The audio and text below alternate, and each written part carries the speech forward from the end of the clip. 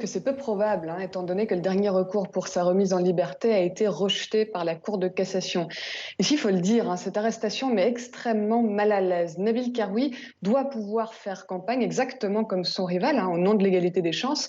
C'est inscrit dans la loi. Si on le prive de faire campagne au second tour, énormément de Tunisiens estimeront que ces élections sont tout simplement une mascarade, pour ceux qui ne le pensent pas déjà. Il faut rappeler que Nabil Karoui n'a pas encore été condamné. Plusieurs Tunisiens m'ont d'ailleurs dit que s'ils avaient voté pour lui au premier tour, ce n'est pas forcément pour ce qu'il représente, mais pour plutôt condamner des méthodes indignes d'une démocratie. Et ça met mal à l'aise, semble-t-il, Maureen, y compris celles et ceux qui ne veulent pas forcément voir Nabil Karoui président. Évidemment, parce que eux aussi attendent bien plus d'une démocratie. Ils savent que ça n'est pas bon non plus pour l'image du pays. Et puis surtout parce qu'ils savent combien Nabil Karoui surfe sur son incarcération. Il capitalise, il passe pour une victime. En clair, le garder en prison lui permet de récolter d'autant plus de voix. C'est aussi simple que cela.